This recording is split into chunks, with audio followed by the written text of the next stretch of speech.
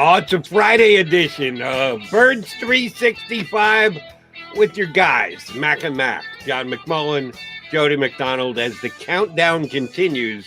Now 6 days to the NFL draft. We're talking all things Birds, a couple of football items around the National Football League. And believe it or not, John McMullen, I think this is the first time I've ever broached it. I think the same with you since the start of Bird 65, today, episode 15. Have we talked any college football? Only in the fact that college players are going to be picked in next week's draft. We haven't actually talked about college football, have we? We've talked a little bit about it. Obviously, yeah, mostly player related, but we've talked a little bit. I know our producer, Xander, hates when I put it out there that college football isn't as fun to me as it used to be because I can already tell you it's going to be in the college football playoff. I got a 75% chance to get two of the teams. So that to me is not a good thing. That to me is not a good development. Although you can argue people love greatness. People love dynasties as well. So you can argue both ways. And you do get those in college football. So this year's college football Final Four playoff teams are going to be Alabama, Clemson, and who? You get the two pretty much locked out of the way, right? Oklahoma. Oh, you're a Spencer Rattler guy. Okay, so you got 3 out of 4. Yeah, let's see how good you are. Who's going to be the fourth team? Notre Dame needs a new quarterback, so you can forget about them. So you look to the obvious ones. The other SEC powerhouse, so, it could be LSU, could be Georgia. I'm not sure who has the better quarterback situation there, but, pick whoever has the better quarterback situation. I haven't looked into it. It'll be LSU or Georgia. Come on, you gotta go USC with Keydon Slovis. He's a name that Eagle fans are gonna have to get used to because part of this whole Eagle looking forward, long view that Jeffrey Lurie talked about. If Jalen Hurts he's definitely is going not to be the guy, top 10. You want to look at the guy they should be looking at. He's in North Carolina, Sam Howell. I'm hearing that. I saw North Carolina. Didn't they have 2 backs that are both going to be chosen in the top 3 rounds? Yeah. Wasn't that the key to their offense this past year, that they had these great running backs, and now all of a sudden Sam Howell's going to be next year's that's how it works. We talk about it all the time. Where was Zach Wilson this time last year? Where was Baker Mayfield a year before? Where was Kyler Murray? Somebody jumps up every year. This year, they also have Dynamic Brown, a wide receiver who's a good player. They had a really explosive offense. They could run the ball. They could throw the ball. And, people in the NFL think Sam Howell's going to be number 1, but it's way, way too early in that process. Right. So if that's the case, Clemson might not make the playoffs. If North Carolina is the creme de la creme of the ACC. I don't know if you saw the kid when Trevor Lawrence got COVID. Oh, yeah. And I forget his name, and it's difficult. Oh, you can't even begin to pronounce his last name. They're not going to miss a beat, man. I'm not saying he's as good as Trevor Lawrence, but he's awful close. He's a 5-star recruit. He threw for 400 yards against one of the best defenses in the country. In Notre Dame, they're not going to miss a beat, Clemson. Agreed. I need to see a hell of a lot more out of Sam Howell and Keydon Slovis and Spencer Rattler before I say they're guys who could have fit into this top 5 quarterback class this year. Oh, I'm very willing and able to wait till 2023 when Mr. Uiagalelei comes out from Clemson. There we go. That's a pro right there. Jody McDonald. I just made it up. I know generally what his name sounds like, but I wouldn't. I'm trying to give you credit. I wouldn't bet the $42 they're paying us to do Bird 65 that I got within 3 syllables of getting that one right. Can I buy a vowel, Vanna? Can you give me an E? Can you give me an L? I'll tell you what. He's going to be a hell of a player. He's going to be a top 5 pick. I'm going to go on record on that right now. He could be numero uno. He could follow in his teammates' steps 2 years later and be the first overall draft pick. No, the reason why I brought up college football is they changed a couple of rules yesterday, one of which I want to get your take on about overtime and different rules there. But we'll save that for a little later in the show. I do want to, of course, start with the Birds, and I know you wrote your column for phillyvoice.com today. about Coach Sirianni. There's not only reaction to his, let's say, exuberance during the press conference, not yesterday, day before, but it's getting national attention as well. Not just here in Philadelphia, but NFL Network, ESPN, a lot of places are chiming in on Nick Sirianni, and as it is right here on our show, on all the Philadelphia media outlets, mixed reviews. Some, you and I, are defending it and say, hey, let's give this guy a shot. But give me a guy who's engaged and into it and pumped up and ready over a guy who's just, well, we've got a job to do and giving you the usual coach speak and the like. We won't know if he can coach till he actually starts coaching. There's a lot of preparation steps that will get us to that second Sunday in September when the season gets underway. I have no idea what kind of a head coach he's going to be, but just judging him and his personality, you're a fan, I'm a fan, not everybody else is. Here's my first question to you today. Does Nick Sirianni care? Do you think I hope not. I mean, I don't know the guy. So at this point, I haven't developed that relationship yet. I from seeing his old players, Indianapolis, talk about him, I don't think he cares. I think he's smart enough to realize, look, it's a high-profile situation. He's going to take some hits, and I think he can avoid the rat poison, but we'll see. I mean, that's kind of the trick, isn't it, Jody? I mean, because you are going to take a lot of water. You saw one of the greatest coaches of all time here, literally, in Andy Reid, who's going to be a first ballot Hall of Famer, who's going into Canton, is, as I said, one of the greatest coaches of all time. He took a lot of hits here, Andy, Jody. And, you know, obviously, if you don't win the Super Bowl, it doesn't matter how many NFC championship games, doesn't matter all the other accolades, you're going to take hits, even if you're at that level. Now, what are the odds that Nick Sirianni is going to be a first ballot Hall of Fame coach? I'm not great. So he's going to take some hits along the way, just as Doug Peterson did. Doug Peterson won a Super Bowl. You know, Jody, after the Super Bowl, what did you think? I'll turn it around to you. What did you think? I thought that was a dispensation card for a long time. Turned out to be, I don't know, 16 months, maybe? I mean, it's difficult. It's a tough job. I've stated this here. I'm pretty sure on Birds 365. I know for a fact I've stated it on WIP 100 times since Doug Peterson was given his walking papers. My stance was pretty cut and dry with the Eagles this year. As soon as the season ended, they lose that god-awful game to the Washington football team with the unstoppable Nate Sudfeld at the helm to finish up 4-11-1. Well, where do we go from here? The Eagles had, I thought, Jeffrey Lurie, when I say the Eagles, I mean the owner who had to make the decision, had two options, A and B, and somehow he came out with C, which boggled my mind.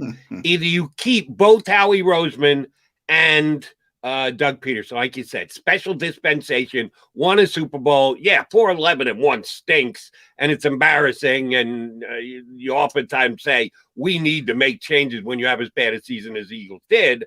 And if that's the case, okay, fine. You change it. If you're not, if you're going to say, hey, we just won a Super Bowl, it's not that long ago. I got to go to war with these guys. At least I put them on the carpet. This is the first time we haven't made the playoffs. I got to give them their marching orders that this can't happen again. But you keep them both. Or you get out the big broom and you sweep it clean. And you say, we need to rebuild the Eagles from the bottom up. And you let both Doug Peterson and Howie Roseman go. I would have been okay with either one as long as I thought Jeff Lurie had thought about it long, hard, and had reasons to back his decision to either stay with both or fire both. And somehow he split the baby, and he decided to fire Doug Peterson, but Howie Roseman is still large and in charge, maybe as much as he's ever been. That didn't make any sense for me. So, yes, I didn't understand why Doug Peterson was giving his marching orders, while the guy who put together the not good enough roster was allowed to keep his control of the football team. So you're right. Nick Sirianni sees that as the new head coach of the Eagles and says, damn, there isn't much wiggle room here, is there? And by the way, Jody, I think that's way down the road. The actual firing and the actual decision to keep Howie Roseman. I mean, to me, that's a different conversation. What I was trying to say is Doug Peterson started taking hits from the fan base about a year after winning the Super Bowl. And we already see it here. And you're in a unique position because you do local radio, you do national radio. To me, I look at it, I also do hits on national radio stations. I do hits locally, so I see both sides as well. To me, nationally, Nick Sirianni's already a joke, and he hasn't coached a game. Locally, you have a disconnect. Some people think he's a joke. Some people, like you and I, are more lenient, I think, which is the common sense approach. Because I'll say it again, the guy hasn't coached a game, so I don't know how you can judge him as a coach. But from your perspective, doing national shows, all I hear is what kind of dumpster fire the Eagles can Nick Sirianni going to be? Because of energy? Because of passion? Because of high school rah-rah? I mean, a lot of, bottom line, by the way, a lot of people in this league, Jody, think, football is the only industry in the world where innovation trickles up. And they often talk about college to pro. It's high school to college to pro. So maybe high school isn't bad when you're talking about innovation. And Nick Sirianni has mentioned his high school coaching days and the coaches that he learned from all the way back down to that level. You're right. We'll see if it plays going forward to the NFL. The one guy who I've been thinking about, because you're right, how is Nick Sirianni being perceived by the national media, certainly Eagle fans and the like? I remember a coach who was here, but he grew to prominence after he left here, by the name of John Gruden. And some people took Gruden as, what is this guy eating kind of guy, because of the word I use when I describe Sirianni is more exuberance than anything else. With Grudog, it was almost arrogance, that he was so cocksure of himself, that he knew football and understood football, and the intensity which with he would talk to you or anybody else if you got him on camera. There's a reason why they called him Chucky, because he was the kind of guy who looked like he would kill you if you didn't understand what he was talking about or agree with him. Well, he did win a Super Bowl, right? Yeah. He elevated himself enough that although he won it with Tony Dungy's team, but yeah, he won a Super Bowl. Well, but Tony Dungy couldn't get him over the top, could he? Well, I always think it's ironic because the two coaches I look to in that are Gruden and Billick, who both won Super Bowls. Look, you're right. It's hard to win Super Bowls. You deserve credit to win Super Bowls. But when Barry Switzer, probably the best example, and nobody gives Barry Switzer credit because of the way, and they shouldn't, to be honest. But you get my point. And I think, by the way, Gruden and Billick are good coaches. But I will say they were so arrogant and they were so cocksure of themselves, to get to your point, Jody. Like, Gruden didn't like the fact that he won with a defense, one of the generation's best defense. And Brad Johnson was a game manager. He wanted the explosive offense. He could have won another one. Brad Johnson was so smart and had such a high football IQ, would have kept you away from mistakes. And same thing with Brian Billick. Wins, offensive guy, wins with one of the great defenses of all time. Trent Dilfer. He doesn't want any part of that. I forget who he brought in.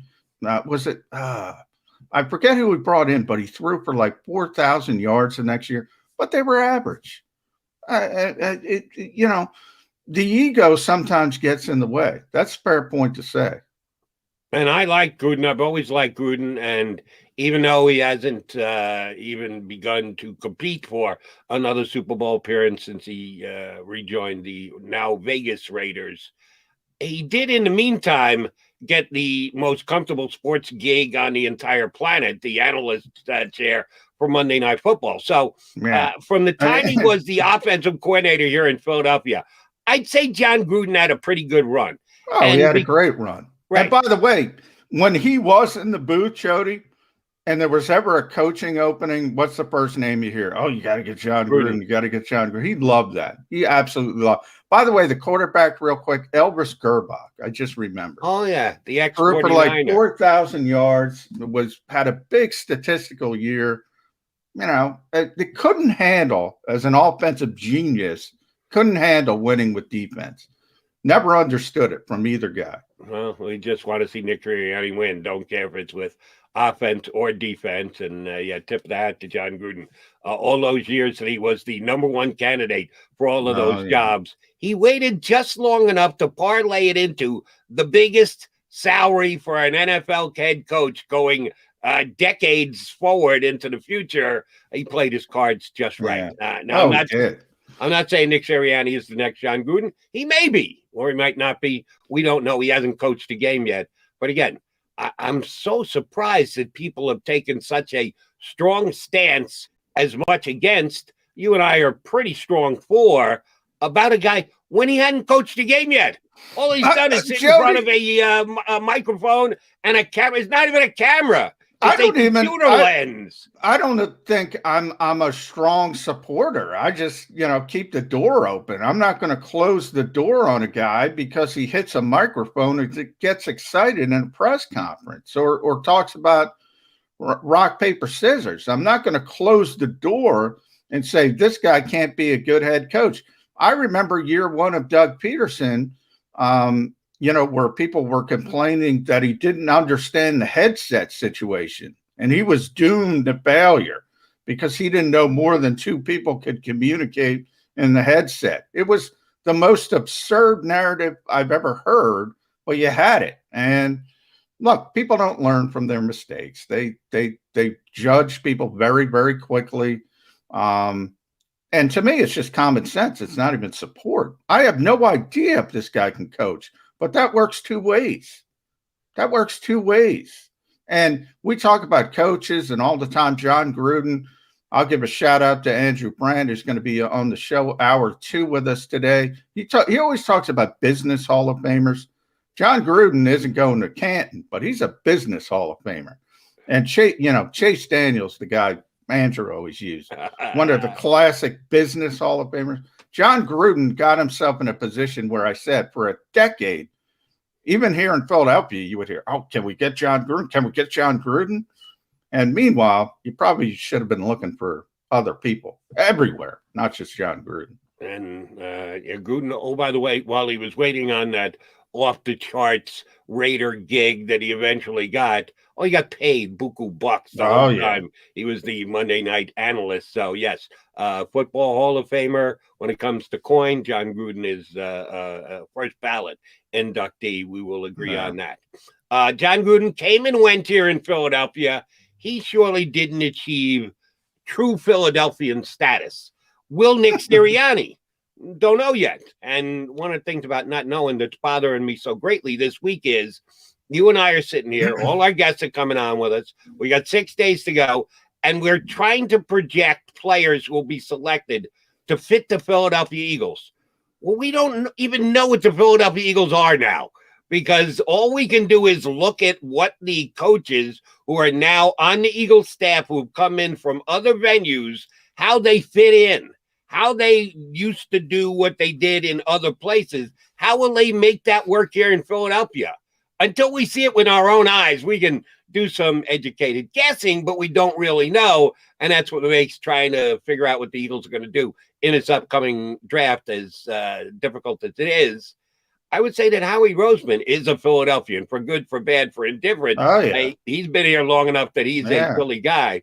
Well, our first guest today is a major Philly guy. Nobody dislikes our first guest, Vince Papale, the former Philadelphia Eagle who made it as a walk-on for the Birds. It's kind of the dream that every Philadelphia Eagle fan has, that, hey, if Vince Papale did it, Why couldn't I do it? If you're anywhere between the ages of, say, 15 and 25, Vince was older than that when he finally got the call. 30, oldest NFL rookie in history, non-kicker. Obviously, there were some kickers, but as far as being a position player, Vince is still the oldest rookie in NFL history. That's pretty amazing. It is. Well, amazing enough that they made a movie out of it. And if I've seen Invincible once, I've seen it 22 times. And I've had Vince on since, but I may ask him some of these same questions that I asked him shortly after the movie came out years ago about Mark Wahlberg and that time in Philadelphia Eagle history. Well, Vince was an Eagle once and for all, will be an Eagle. So we'll get his thoughts about the Eagles and the upcoming draft. The new head coach. He worked under a coach that, if you saw the movie, if you were a Philadelphia Eagle fan at the time, the former Eagle coach, Dick Vermeil, was a pretty emotional guy. He wore his emotions on the sleeve. And he, kind of like John Gruden, took a broadcast career, used it to his advantage, came back and actually got one of those Super Bowl trophies for it. So we'll probably talk a little Dick Vermeil / Nick Sirianni with Vince Papale, who's scheduled to join us next. He is John McMullen. I'm Jody McDonald. We are your Birds 365 guys. We've got lots of Eagles draft stuff to talk about. John mentioned we'll get Andrew Brandt, former Eagle executive, now host of the Business Sports podcast, up a little bit later. But coming up next, an Eagle for life. In Mr. Invincible himself, Vince Papale, scheduled to join us here on Birds 365. If you missed any of today's show on the JAKIB Media channel, listen to the podcast on your way home. Available on YouTube, Apple, and Spotify. The middle. Did you hear that sound? Yeah, that iron shot. You want to talk about a solid golf shot. That's what it sounds like. There are very few sounds of purity. That's as pure as it gets. I've never heard it before. Yeah. Look, you and me both, brother. Never heard it before. Never.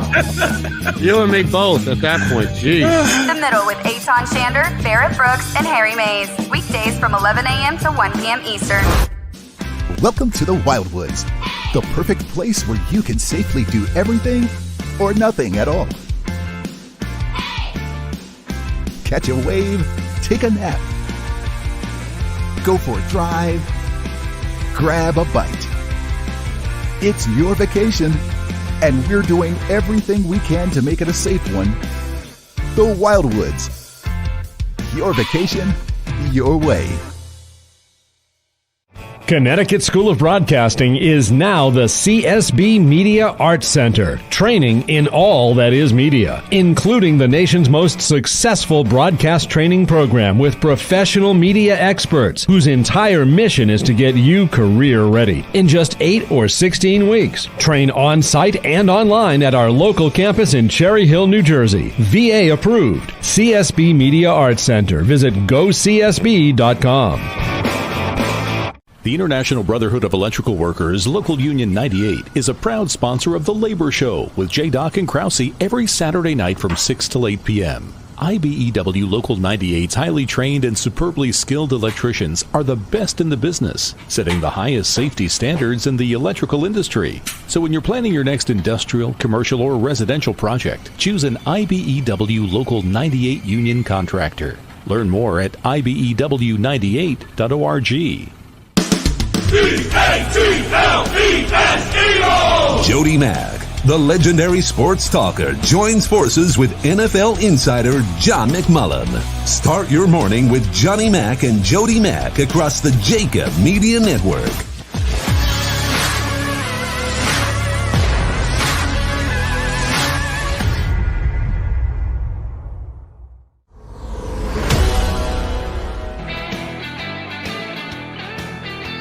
Friday edition, close out the week edition of Birds 365.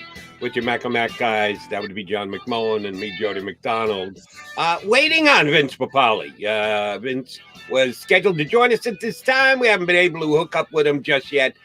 We surely hope that is the case, and we'll get him up here in a couple of minutes. But in the meantime, I still have a couple of things I've got to run by my partner, John McMullen, who wrote his article for Philly Voice today about Coach Nick Sirianni. I kind of lean toward this first segment, John, about the fact that we all think we know what the Eagles are going to look like next year because they're the Eagles, number one. You believe that in the upcoming draft, the Eagle tradition and history will bring its right to the top, and they'll do what they usually do positionally in the draft. And we've watched the Eagles the last couple of years under Doug Peterson's tutelage go to a Super Bowl, but then fall apart. We got to wipe the whole slate clean. They changed this entire Eagle coaching staff, saves their offensive line coach. But it's a whole new ball game with a whole new team, with a whole new set of rules that are going to do things completely differently. How do we know what they're going to do in the draft? How do you even wrap your mind around, well, here's what I think the Eagles want to do in 2021. So this kind of player is going to fit. How do you know what the Eagles want to do in 2021? You don't. I mean, we never know. I mean, let's be honest, Jody. All you can do is make an educated guess. You look at the history of different teams and different organizations and how they do. But remember, you made a key point. You thought when Doug Peterson would go, Howie Roseman would go, or they would both be back. Didn't work out that way. It turned into something where you have the same GM, you have the same scouting staff, and you do know their history, so you can make an educated guess from that standpoint. But we got Vince on the line, so excited to have him. Vince Papale, welcome to Birds 365. Good morning. Let me straighten out my camera. Hey, welcome, guys. What's up? Welcome to. We're down in Jupiter, Florida right here. So welcome to my invincible studios. What's going on, man? Jody, it's been a while, my brother. How's everything going? It has, Vince. Good to see you. Look like you're enjoying the Florida life. And yeah. How deep did you have to go in the drawer to come up with the Eagles T-shirt? This is it, man, right here. This is the invincible one. What do you think of this logo, right? So yeah. There's a great story behind the Who's Nuts. This is the T-shirt that we used to get from Kenny Iman on special teams. After a game, they would give the game ball and sing the song about hoorah, hoorah. But for us special teamers, they gave us T-shirts, and these things were more valuable than you could possibly imagine. If you earned a Who's Nuts T-shirt, that was pretty special. So I actually sell these on my website, papale.com, but I'm not here to sell it. I think we're a little crazy right now, that's all. So everybody's nuts after about 16 months of this bullshit that we're going through right now. I hear you, Vince, but you mentioned special teams. I think that's interesting because your story is such a great one. They made it, obviously, into a Hollywood film, so it doesn't happen every day. But when you look forward in football and how it's evolved, could your story even happen today? Because I don't think so, John. I don't know under the way things are structured right now. I'm just watching my son Vinny, who just walked out to go train down in Boynton Beach, and he's heading out to Indy for the developmental league. And him trying to get in and some of the things that it's just changed so much. With me back then in Vermeil in 76, first of all, I would never be able to survive under today's rules. I just wasn't that kind of a guy. The way they've taken away the things that I used to do, blocking below the waist, coming from the outside in as a wide receiver and doing a crackback block and some of the techniques that I used when I was playing special teams, we've been outlawed. And so I don't even think that I would have been given that shot. But as you know, and as a prelude, as I was listening to you guys as you were talking, you were talking about general managers and Howie and this and that, just the way the game is structured and the fact that well, having some Wi-Fi issues, I'm sure they'll get cleared up. Yeah. Vince down in South Florida, so Jupiter, I believe, Jody. So great way. His son Vinny was a star at the University of Delaware. I know Vinny was going to try out for the CFL. The pandemic affected that as well. Well, I think it was in Montreal, Vince. Yeah. Good, John. Yeah, good research. He was signed with Montreal. Then what happened is the league was frozen because they needed X amount of millions of dollars from the government. They couldn't get it. So they froze the league. So Vinny opted out of his contract and went out to San Antonio with, of all people, the Jerry Glanville. And he's always got a seat for Elvis. And he played under Jerry for the last for 3 games, and then the league, because of COVID, the league shut down. It's re-entered, and he actually is getting his last workout right now, heading down to Boynton, and he'll be heading out to Indy for a 6-game season. It's going to be a split. They're going to have 4 teams in Houston, 4 teams in Lucas Oil Stadium in Indianapolis, and he's going to continue to play with Jerry Glanville. So they're going to throw him in the slot, and it's a developmental league, and maybe somebody will see him. And the CFL is another option, but the CFL now they've postponed their season until August 3rd, and that's a great opportunity for Vin because he did opt out. There's a possibility he can get back into the CFL, and then the XFL is coming up, so we'll see. He'll give it another run, but I know he's NFL caliber, and it's just getting that opportunity, and we had a couple tryouts, and then he wound up with a sports hernia, so we had to take care of that. But he's running a 4.4.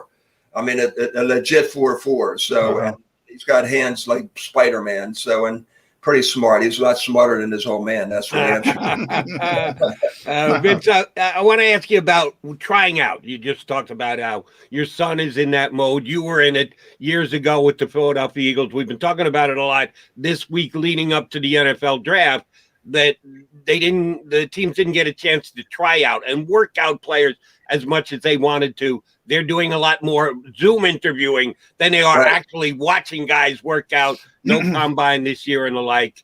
Yeah, you got to try out. You had to get in your car and you had to drive over to the vet and or wherever the Eagles were working out. What's that like? Knowing that you're going to get to, quote unquote, try out for a professional football team. Prior to it, you had been out of the mix. You weren't the guy knocking on the door, coming out of college. It wasn't the normal route to get into the NFL. What were your nerves like when you found out that you were going to have a chance to show your wares to the team you grew up rooting for? Well, it's a great question, Jody. First of all, I didn't have nerves back then, So when I was playing semi-pro football, and that's what sort of led. I had a stint with the World Football League, the Philadelphia Bell, and the legendary King Corcoran was our quarterback. And anyway, with that tryout that Coach Vermeil had, that was a whole different ball game, and it was right over. It was at Municipal Field, and it was right now where the arena is. That actually, my daughter Gabriella works with the 76ers. She's down here. You're talking about remote and cyber and Zooms. One of the things, and I'll get back to the tryout. One of the things that a Zoom can't see, and one of the things that you can't appreciate right now, like you can't appreciate how beautiful it is around here, right outside of. Yeah. I'm actually in my garage, so I have my garage door open, and I'm looking at something that's just it's idyllic. You can't appreciate that on a Zoom. If you have a guy coming off the line of scrimmage, whatever it might be, you just can't appreciate the explosion.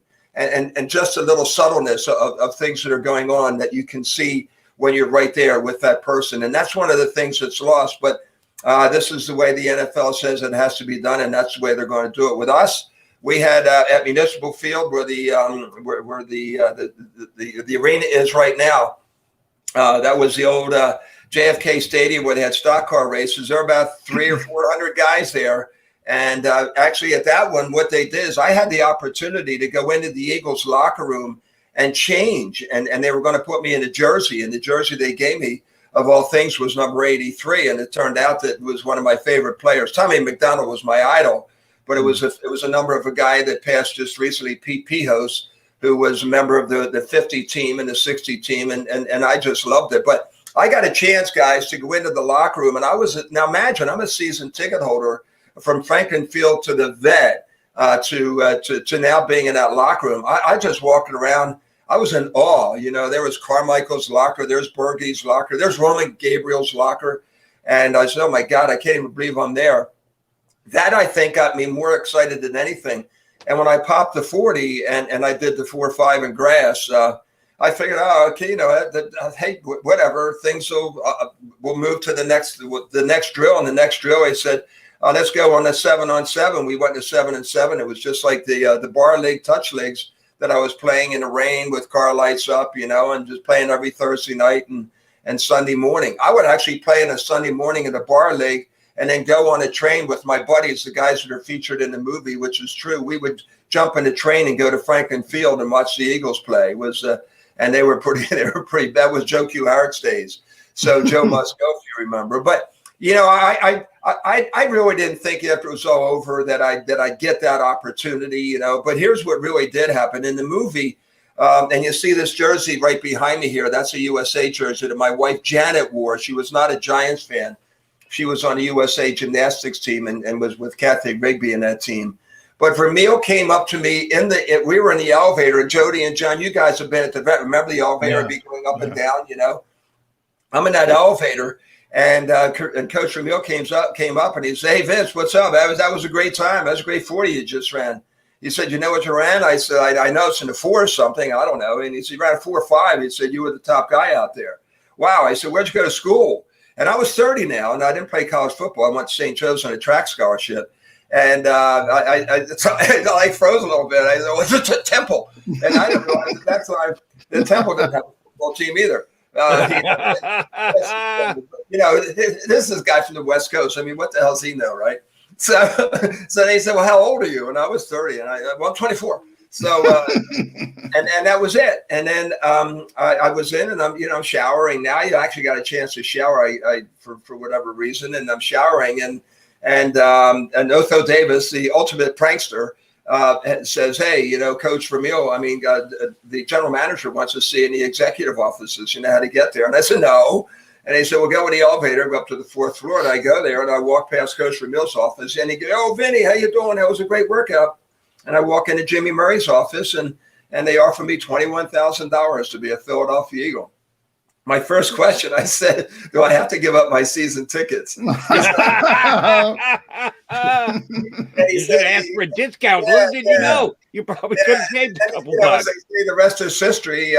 In the movie, they had it so, and Mark Wahlberg, by the way, and God bless his mother. He just lost his mom. Yeah. And Mark just did a terrific job. But in the movie, they had me, I had 4 days to get to training camp, and I was trying to get myself in shape in that 4-day period, for the training camp. Actually, I got an opportunity to train with Roman Gabriel, Gus Hoffling. Remember Jody, Gus Hoffling, where he trained Mike Schmidt. The Phillies trainer, right? Phillies yeah. guy. And with all so I got a chance to train with Gus Hoffling for 4 months, and with Roman Gabriel. And Gabe used to throw. He would have me running routes, and I'd be catching with Gabe at the vet every day for 4 months prior. Then in the afternoon, I would part-time bartend, or I would substitute teach, and that's where the movie picked it up. But they didn't have me training with Roman and all that. When I got to training camp, and that was in 76, and training camp was before the 4th of July. Dick brought in all the rookies and free agents and a couple of the quarterbacks, and he brought Gabe in. So against the rookies and free agents, now these kids are 20, 22, 23 years old, and I'm 30. And Gabe's throwing to me. I was killing it, and everything, just killing it. And then the vets came in, and it was a whole different story. And I backed off because I was in such awe that I was on the field with Billy Bradley, and some of these guys that were idols of mine. And Vermeil actually told me, he said, get your head out of your butt, you're gone. And he said, I'm going to give you 2 weeks to get yourself back together. He said, I want to see the same Vince Papale I saw last week against those other guys. Don't you think you can compete against the guys who are on the field now? I said, I know I can, Coach. He said, well, why don't you pick it up? He said, they were 2-11 or 2-12 last year, for crying out loud. And I said, well, they're my idols. He said, they're your idols? You better pick a new set of idols. And they, as they say, and then, the last cut came, and there I was. I was still standing. You mentioned the Hollywood aspect. Your time at St. Joe's, they don't bring up, obviously, but you were a heck of a track star at St. Joe's. When you look back, how much did that help you in your transition to trying to make the NFL? Or was it the World League experience, the semi-pro experience? Did that give you the confidence? But you had a good foundation as an athlete. Yeah, John, I think so. And I did play a little bit of football, 1 year of high school football anyway. And then those rough touch leagues and the World League, as I said, I think the track league, if anything, it just taught me how to work hard, and to be more of a teammate. Because I came in as a pole vaulter out of high school. I was 1.5 feet off the 16 feet world record, and I never pole vaulted before. I used to pole vault across the creek in the housing project in Glen Olden that I used to live in. I would just stick a bamboo pole right in the middle of the creek and then just go from one bank to the other. And but that led to that. And then when I got in with St. Joe's, Coach Kevin Quinn had me doing 5 events every meet. So I got and then eventually what that did, here's what that happened. Then I became the head coach at Interborough High School, my alma mater, where I was teaching, head track coach. But I was trying to qualify for the Olympic trials actually in the decathlon. And I think that experience, because I found out that I had the skills in other events, that potentially I thought I could be an Olympian, but it didn't happen for whatever reason. And but gave me that confidence, and actually I worked so hard in doing what I did. I was just in tremendous shape. I was in better shape than anybody that walked on the field in Vermeil's camp. And I think if anything, it was that work ethic that I was taught back then that I'm not sure a lot of guys want to adhere to right now. Coach Vermeil has the greatest saying. Says nobody ever drowned in sweat, and then and an opportunity is worth what you want to put into it, the preparation you want to put into it. So I figure, well, I got the chance of a lifetime. I'm going to work my butt off, and nobody's going to work harder than me. And I think that's one of the reasons I made the team. I was saying to Vinny was working out the other day with Teddy Bridgewater and another NFL quarterback. And he kept jumping in front of line with 5 or 6 other NFL receivers, not to be mentioned. And I said, I told him after the workout, I said, Vinny, I'm so proud of you for doing that. He said, why is that? I said, well, we had 13 wide receivers at training camp, and I used to jump in line every time I'd run a rep. I would go and I'd jump second or third in line because the other guys were so gassed, and they would thank me. They would thank me for giving them a rep break. Not knowing that on film that night that when they kept looking, 83 kept popping up. Every third route, 83 was 83, 83. And, it's like, what do you do when you're running and you're jogging and you come to a red light and you're in the street? You got to stop, or are you going to continue to run? I love to watch guys. You see them running in circles. And that was me. And, back then it was just getting that opportunity and taking the reps and the work ethic that I got because I was a track guy. Vince, it's funny. You made me think of something with one of the points you were making about working out at the vet. We've got varying ages that watch our show here, from guys who watched you from the day you stepped onto the vet turf as an Eagle for the first time, and some of our listeners who don't even know what Veteran Stadium was, that they've only been following the Eagles since they were in Lincoln Financial Field. I got here in the mid-vet run when the vet was getting past its usable stage and eventually needed to be raised. I was there that night doing Eagle pregame show when they canceled an exhibition game because the turf was so bad. The Ravens said, we're not taking our players out onto that field. So there are lots of stories about the vet. But you were there in the early years. Was it as bad as it eventually was? It always a bad turf to try and play on, or did you like it, or was it conducive to running as fast as you did? What was the vet like in its early stages with its turf? Well, for me, I was so excited, Jody, about being anywhere that had NFL tag to it that you would have thought those greens, that field was like a green at the Masters at Augusta, as far as I was concerned. It was sacred ground. And you speak of it. If I go in the back, I could in 10 seconds I could run out there and pick up a remnant of the vet. Of the turf itself, it was grass. It was just, they called it AstroTurf because the first place it was used was the Astrodome in Houston, and then there was a little layer of rubber about that much, maybe a half inch, 3 inch, 3/4 of an inch, and that was it.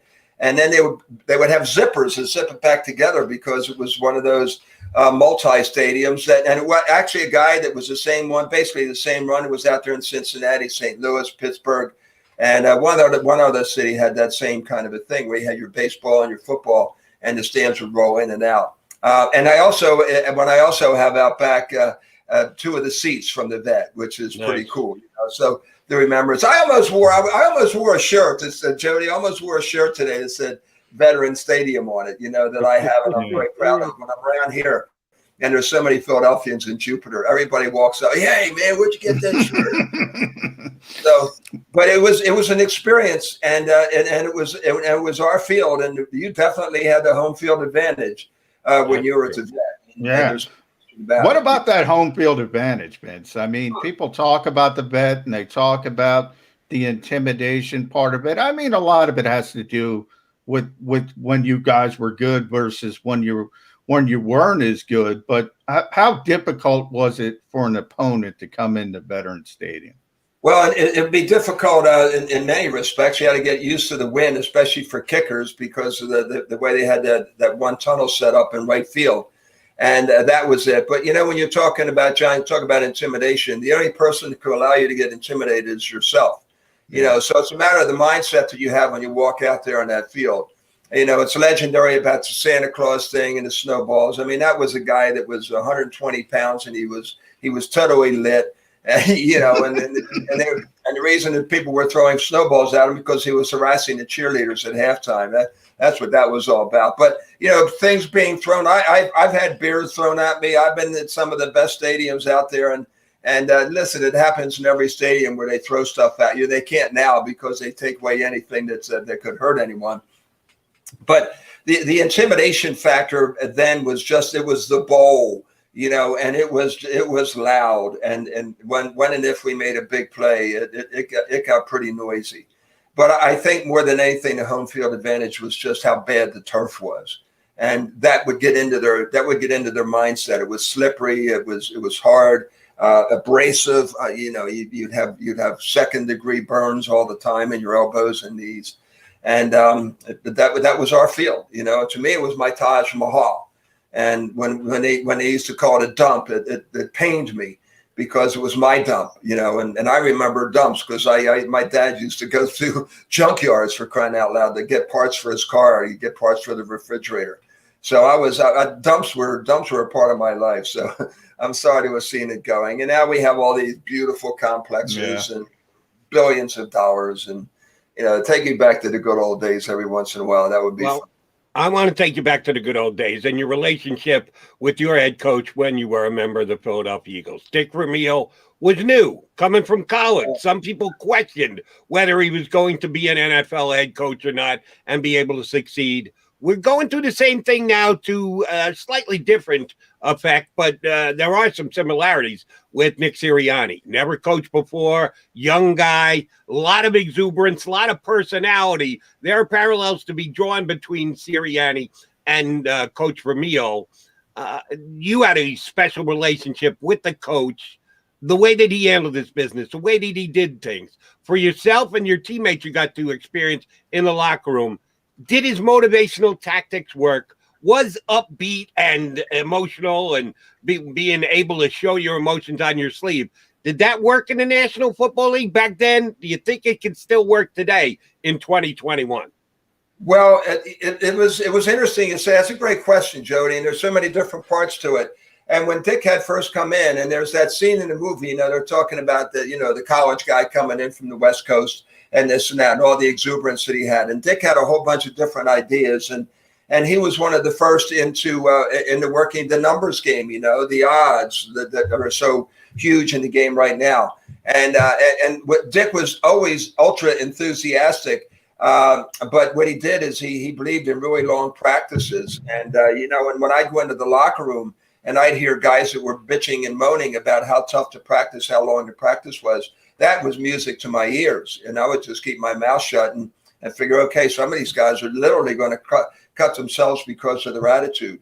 One thing I was really impressed with Coach Vermeil, aside from his energy, I mean, he was boundless energy, and we are still today the very, very closest of friends. And right to my left here is a wine cooler that has about 2 case is a Vermeil wine in it, for crying out loud. And his energy level and his knowledge. I would sit back there and watch him go in an offensive session and go through every play with every player without a note as to what he was supposed to do and what his adjustments were supposed to do based upon how the defense was going to be and what the adjustment had to be made at that particular time. So his knowledge and preparation, I don't think anybody could ever compare to that, you know. And then there was that enthusiasm, which should have wore off when the season went on, because his practices were pretty heavy. And then when he brought Sid Gilman in and a few other guys, and they just said, maybe you want to just listen a little bit more to this guy and to that guy and give some autonomy to your assistant coaches. And then things really started to gel, and you could see the team, the energy level lift up. And it would, and you know, Dick, they're always talking, and he's legendary as a crier. You know, he'd shed a tear every once in a while. And, it didn't bother us. And, you know, we had no problem with that, because they were all tears of joy and excitement. And I'm that guy. I'm that emotional guy. And now we got, you know, Sirianni coming in, you know, and a whole different ball game, though, because, you know, back then, Dick, when he was with Mr. Toast, he demanded complete autonomy. This is the way it goes. I'm going to be the one that's running the show. And right now, as we know, it's a little bit different setup the way it is. And it'll be interesting to see the kind of freedom that Nick's going to have, and, you know, how he's going to be able to run things. And you know, I'm very disappointed. Doug Peterson, I go back to 1999 when he was a player, for crying out loud. I mean, and he's actually lives down here right around the corner from me now. And he's biding out his time. You know, I would have loved to have seen him there. I mean, he did bring us that trophy, for crying out loud. But you know, I'm going to give Nick a shot, and I hope he pulls this off. You know, because he's me. He's me.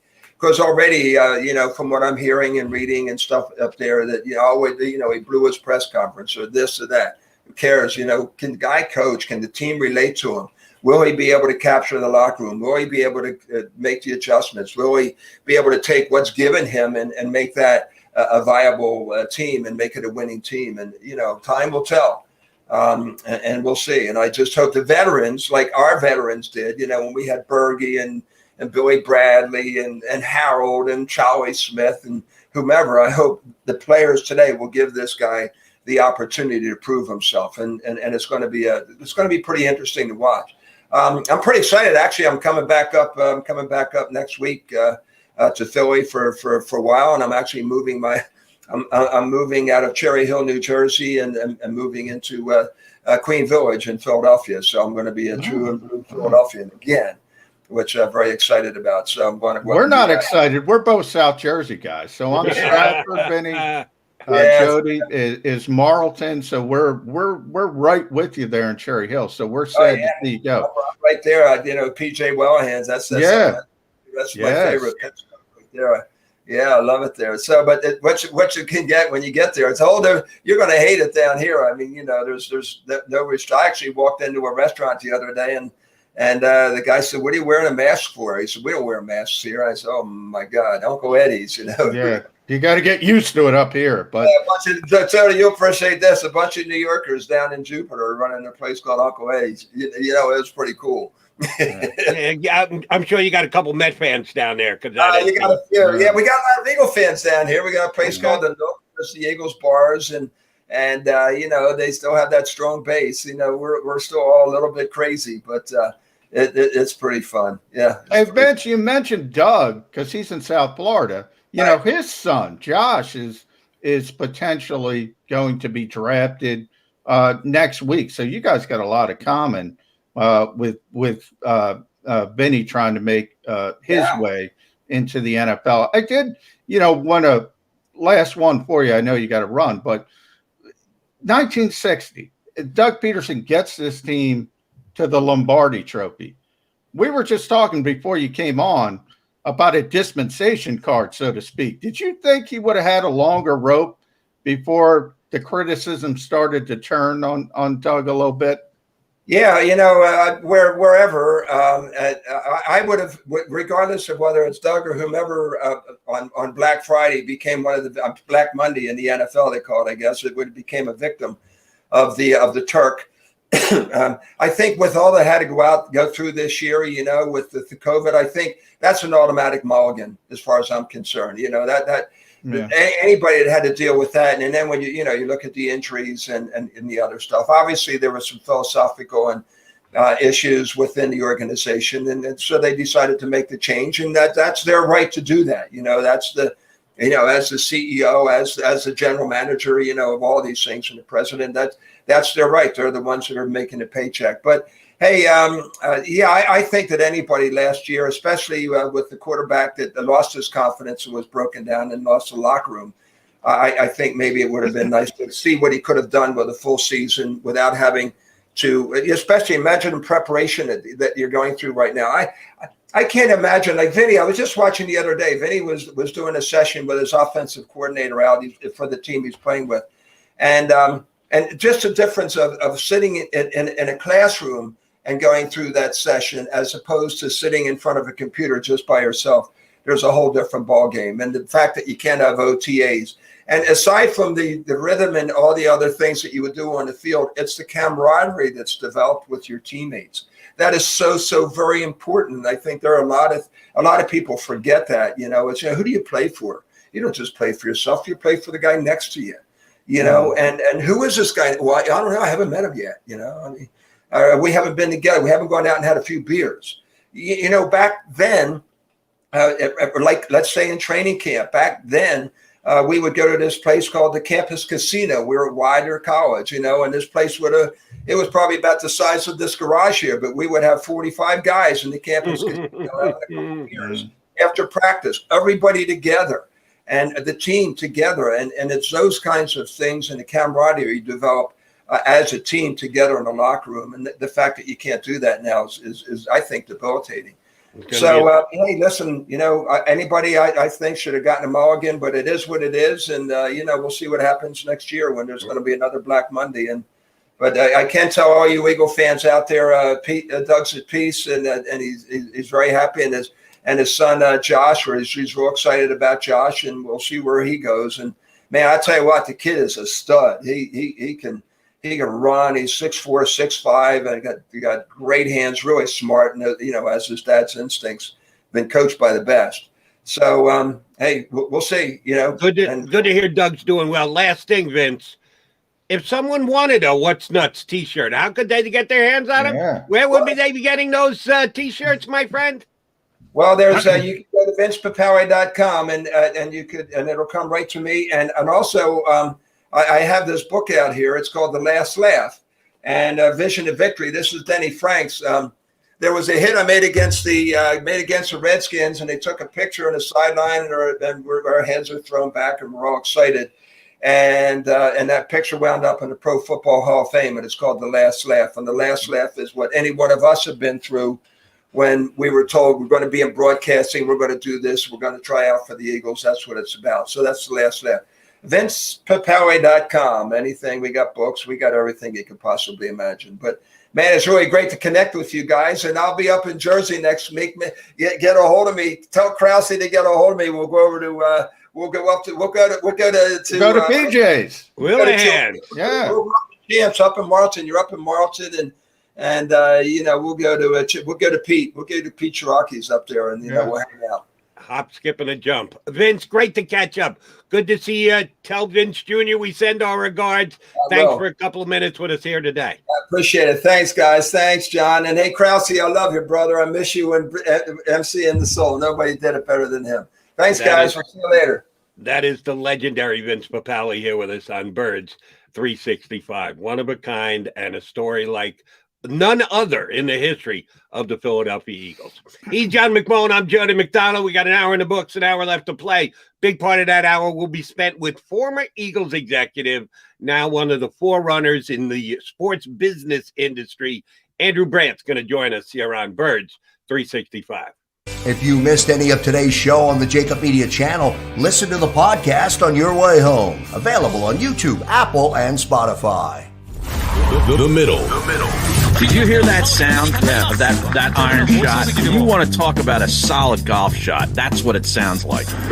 There are very few sounds of purity. That's as pure as it gets. I've never heard it before. Yeah. Look, you and me both, brother. Never heard it before. Never. You and me both at that point. Jeez. The Middle with Eitan Shander, Barrett Brooks, and Harry Mays. Weekdays from 11 a.m. to 1 p.m. Eastern. Welcome to the Wildwoods, the perfect place where you can safely do everything or nothing at all. Catch a wave, take a nap, go for a drive, grab a bite. It's your vacation, and we're doing everything we can to make it a safe one. The Wildwoods. Your vacation, your way. Connecticut School of Broadcasting is now the CSB Media Arts Center, training in all that is media, including the nation's most successful broadcast training program with professional media experts whose entire mission is to get you career ready in just 8 or 16 weeks. Train on-site and online at our local campus in Cherry Hill, New Jersey. VA approved. CSB Media Arts Center. Visit gocsb.com. The International Brotherhood of Electrical Workers, Local Union 98, is a proud sponsor of The Labor Show with J. and Krause every Saturday night from 6 till 8 p.m. IBEW Local 98's highly trained and superbly skilled electricians are the best in the business, setting the highest safety standards in the electrical industry. So when you're planning your next industrial, commercial, or residential project, choose an IBEW Local 98 union contractor. Learn more at ibew98.org. Jody Mack, the legendary sports talker, joins forces with NFL insider John McMullen. Start your morning with Johnny Mack and Jody Mack across the JAKIB Media Network.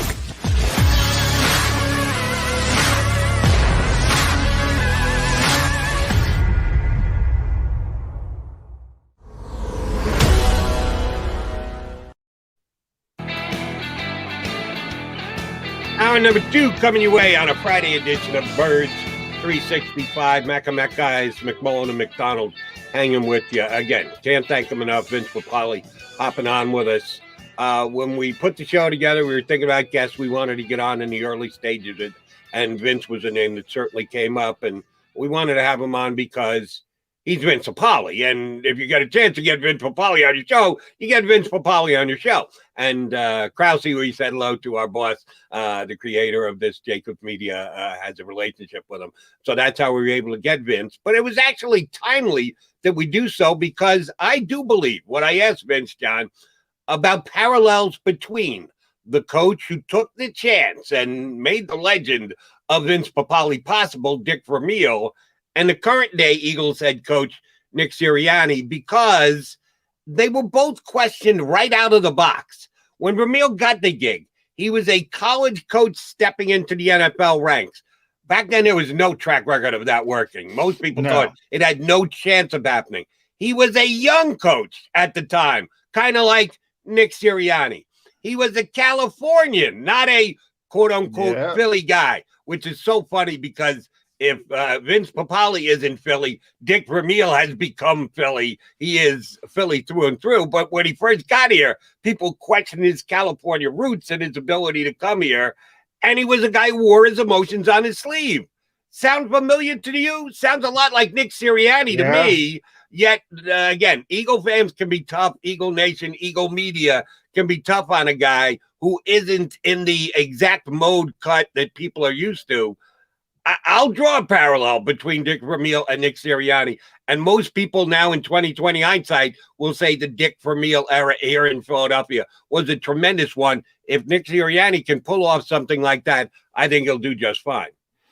Well, yeah, number one, if he can do what Dick Vermeil was able to do. But even if you know, maybe for younger fans who kind of forget the generation of Dick Vermeil, if you remember the Rams generation when Trent Green got hurt and Dick cried, and ultimately he had to go to Kurt Warner, which, oh, by the way, worked out pretty well for him. He thought his season was over and wept. Now, could you imagine if against the Los Angeles Rams, Carson Wentz goes down, Doug Peterson goes up to the podium and weeps?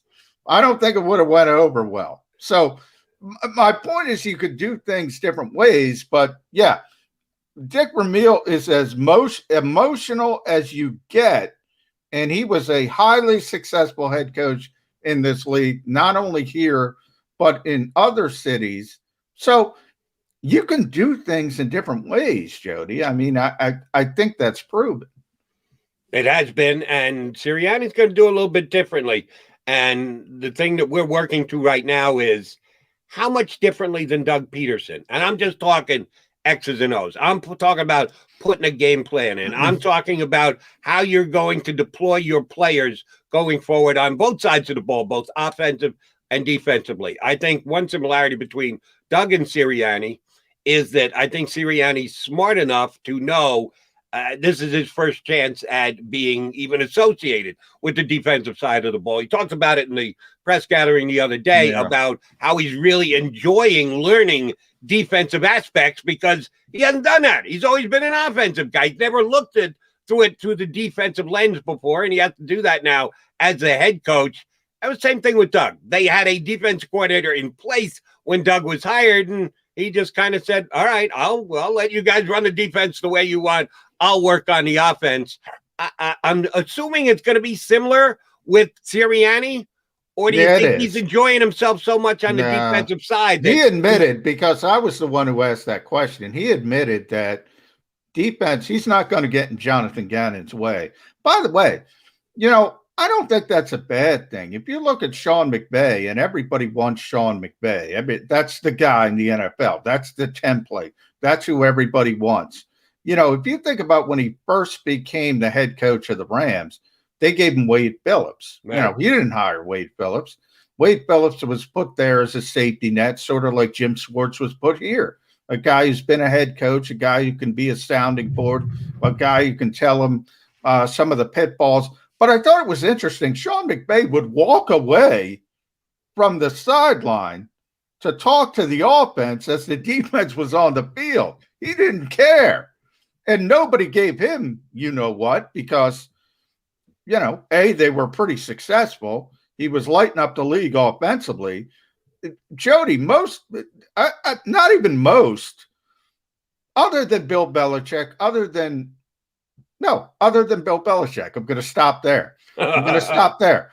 There's offensive or defensive-minded coaches, and whatever they are, they don't delve into the other side of the football. A little bit Pete Carroll, maybe. Mike Zimmer, maybe, in a poor way. Not many. And other than Bill Belichick, not a lot. I'd put in that mix to Mike Tomlin of the Steelers.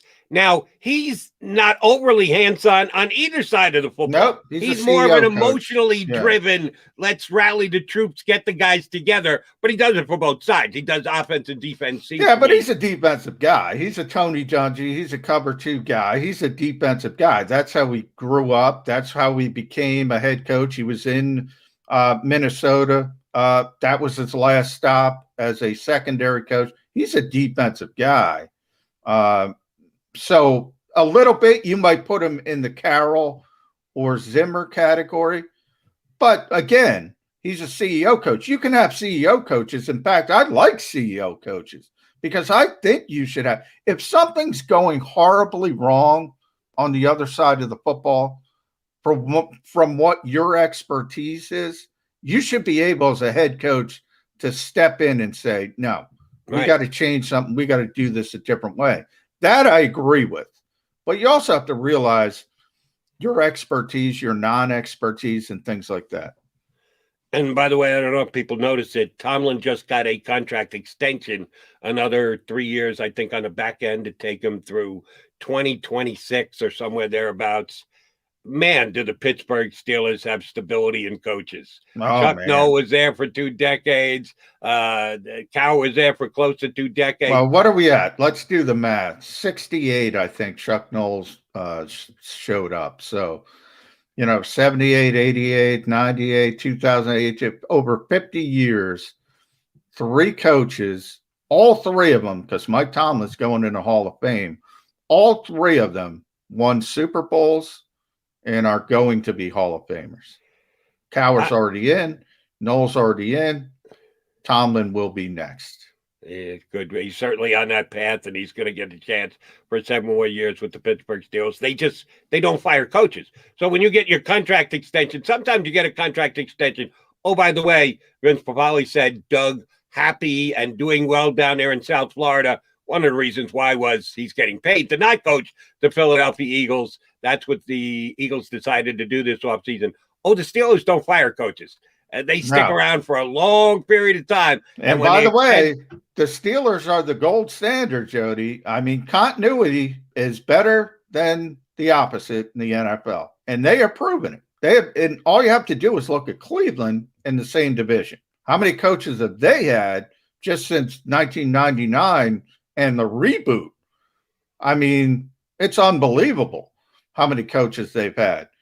If you have two paths and one of them's continuity and one isn't, go the continuity path. It surely has worked for the Steelers. I did have one other overall NFL thing I wanted to get your take on.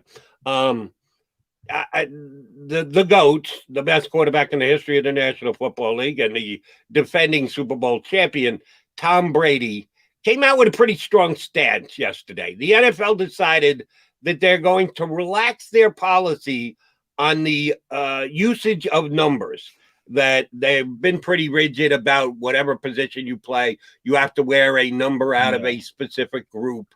The NFL, it's been around long enough that some teams have retired a goodly amount of numbers. So they're starting to get into a little bit of a crunch with numbers. So they thought that maybe opening up the numbers for players as per the position they play would give teams more flexibility and the like. To me, it's a blatant money grab. They want you to buy new jerseys for new players with their new numbers. That's what it is. Not only that, Jody, not only is it a money grab, which I agree, everything about uniforms is about merchandising. That's why the Washington football team waited. They said, we'll make some money on Washington football team merchandise, and then we'll come up with a new name, and then we can double dip. It's always about merchandising. What the horrible part, and we're going to have Andrew Brandt, he's so good with the business stuff, so we'll ask him this as well. They're going to make players who want to change their numbers buy out the existing jersey inventory. Can you imagine?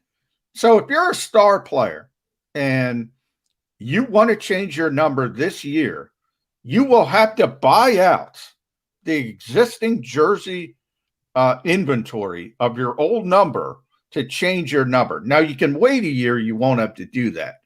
But, I mean, that for a league that makes more money than God, that is classless.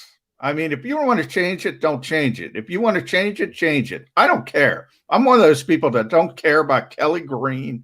I don't care who's got what number. Doesn't matter to me. But if you're as a league going to do it, don't make star players buy out their jersey inventory to change their numbers. You have enough money. Take the hit.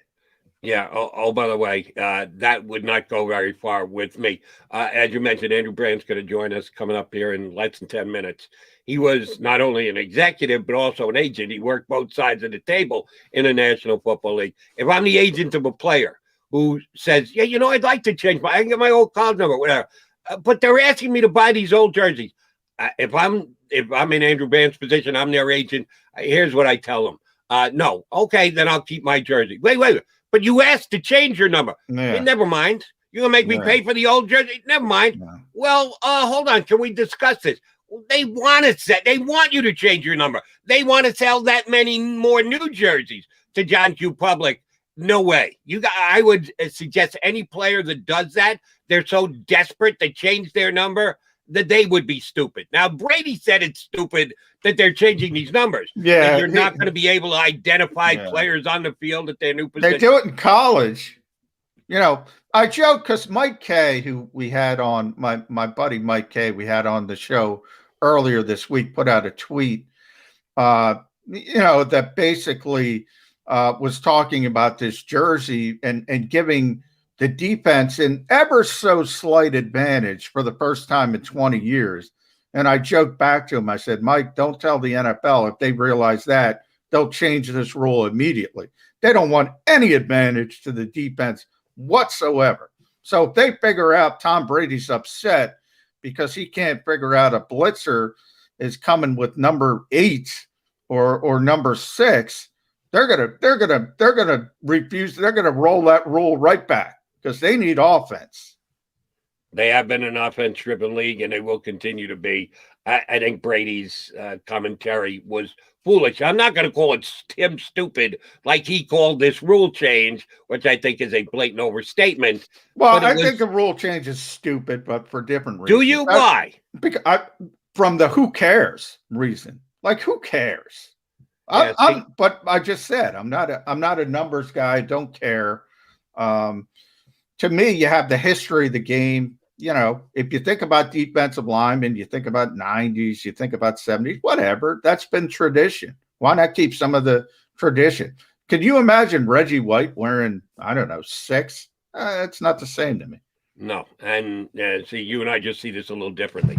I don't think something can be stupid if it's who cares. If it's who cares, it doesn't rise to the level of stupid. That's fair. I'll agree with that. Because I'm with you. Who cares? Yeah. Oh, my God. Tom Brady's not going to be able to figure a defender coming at him because he's wearing a single digit. Stop, Brady. Yeah. You're smarter than that. We know that. You're just spouting off an opinion. I don't know what his motivation is, but I think it's foolish. I'll go that far. I won't call him stupid, but I think it's foolish. And he's got to know that it's just a money grab. That's all this is. Yeah. Sell more merchandise.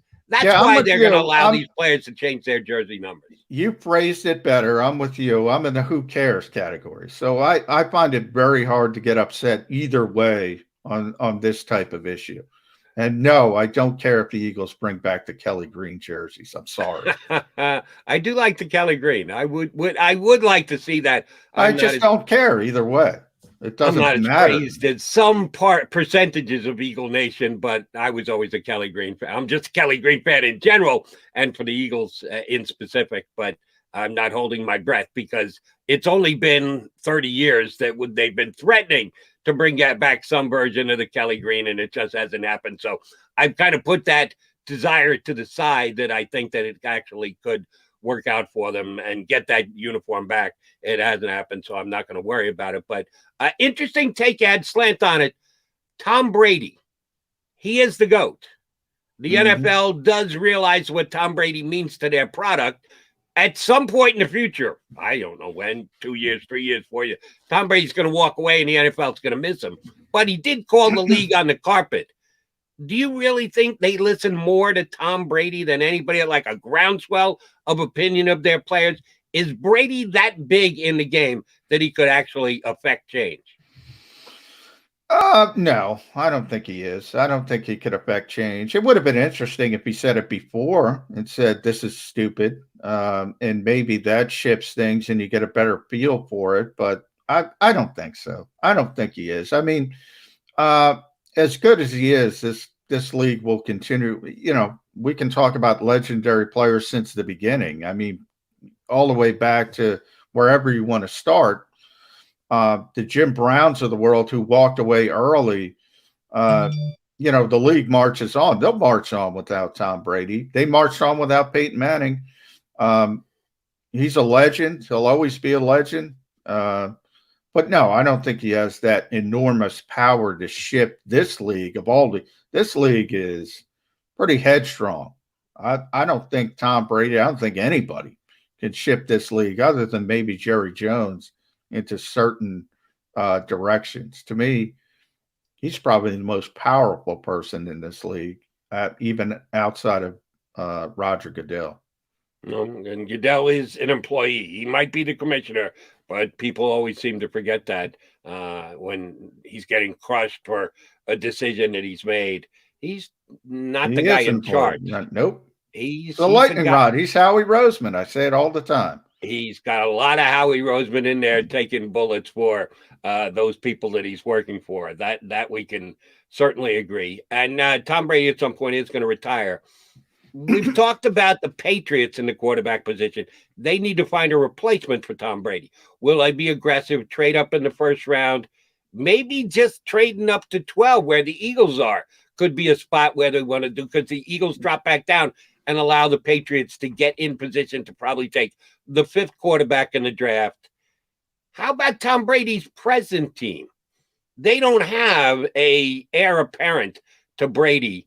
You think the Buccaneers going to take a quarterback in, probably not in the 1st round, but 2nd, 3rd, or 4th round? You think the Bucs will be interested in finding the next Tom Brady this upcoming draft? If they're smart, you think about Bruce Arians' history. I mean, his book is called The Quarterback Whisperer. So I do think he's got a firm grasp on the value of the position. So I don't think Tom's going to be upset by the heir apparent.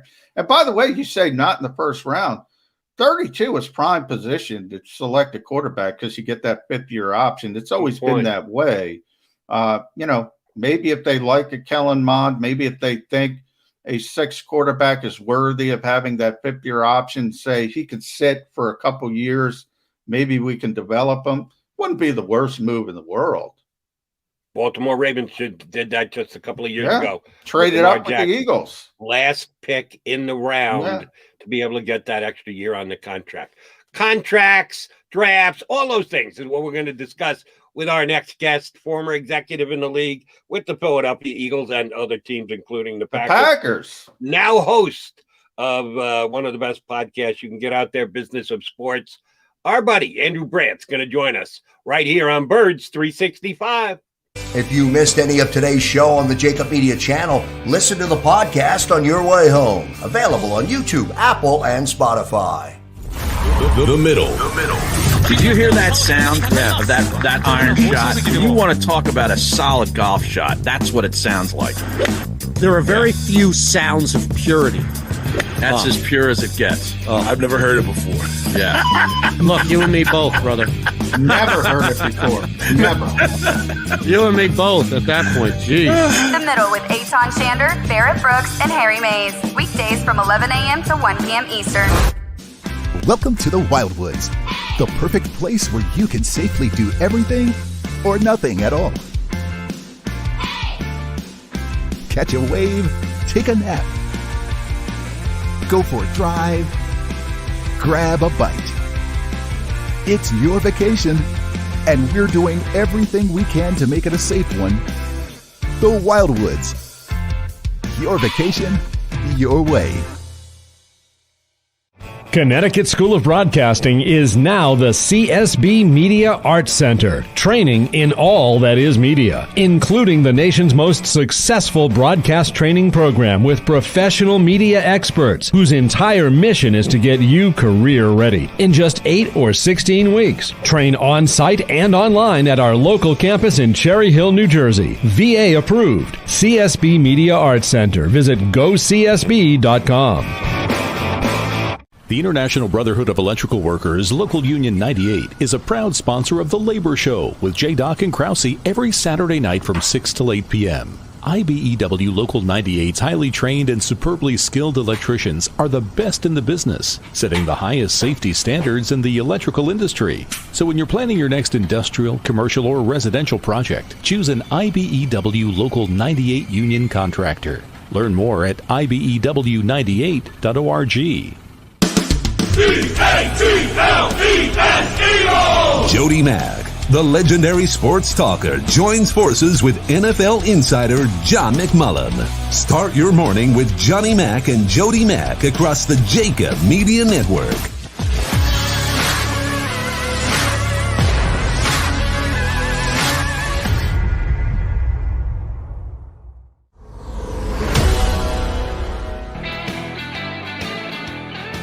It is a Mac and Mac Birds 365 edition, what you hear on the JAKIB Media Network. We get our fill of NFL insider stuff from another Philly guy. Perfect fit for our show here. And when John told me he was able to get Andrew Brandt to agree to come on, couldn't have been more excited. Former NFL executive turned columnist and podcast host, Andrew Brandt joins us here on Birds 365. Andrew, how you doing today? I'm good, guys. I guess I'm a Philly guy. I mean, I'm a Philly guy through marriage. So are you making your way over to that Villanova campus on a regular basis? Yeah. You know, after moving my wife to rural Wisconsin for 10 years, she got to pick the next stop. She is born and raised in Villanova, PA, so it worked out. Yeah, you're going to be there for a while, buddy. It's interesting because people will say, as you will know, is Villanova Philadelphia Championship, or is the main line of Philadelphia Championship. But before we get into that, Andrew, I do think I want to warn you, because Jody's going to take a victory lap on us, because I was with you and I said there's no way the Eagles are moving on from Carson Wentz with that dead cap money, right? Setting a record, setting the precedent. Before we get into the current stuff, talk about just how historic that was and what a leap that was for Jeffrey Lurie to take on that much dead money. I managed a cap for 10 years. I can't remember a team, not a player, a team having 30 million of dead cap in my day. So I just thought that I said it so many times, and obviously I was wrong. There was no player in the NFL out of 2,000 players with more invested in him than Carson Wentz by a team.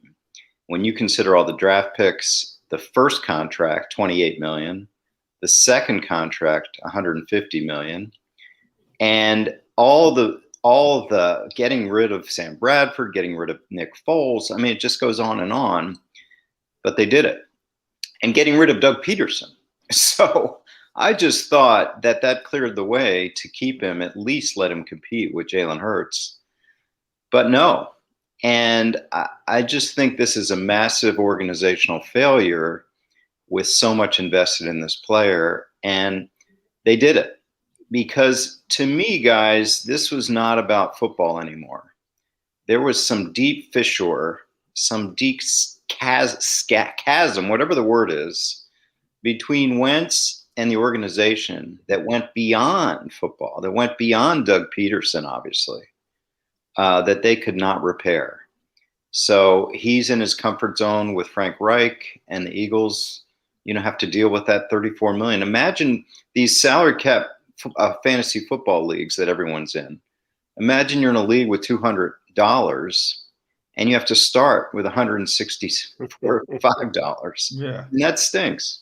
It does, but here's the reason why, and if I need to take a victory lap, I will, because I thought it could happen, and it did happen. It's 1 year. Now, yes, it's going to be that much more difficult for the new coaching staff, Howie Roseman, who should be under a Klieg light himself. It's going to be tough to put a good football team together. They're dealing with it right now, didn't have a lot of money to spend in free agency. But then it's going to be over and done with. And they're going to have Carson Wentz's money back. They're not going to be paying him, and nothing will be on the cap. It's a really hard hit to take, but it has a shelf life, 1 year. And then next year, you're going to actually open up your cap because he's no longer here. I think that's the way they looked at it. I think that's why Jeffrey Lurie said the restructuring thing when they let Doug Peterson go. They're willing to take a big step back this year because of that massive cap hit, but they think they'll be better for it going forward, Andrew. Yeah, you just still have this dichotomy with the team where you have, all the players better than I do. You have these veterans like Cox, like Johnson, like Kelsey, like Brooks, and then you're going to mix them with a completely young team because you have to balance Wentz's number now with young players. I mean, you think about rookie contracts conservatively on the high end, say they're $1 million cap numbers. That's half your team at least.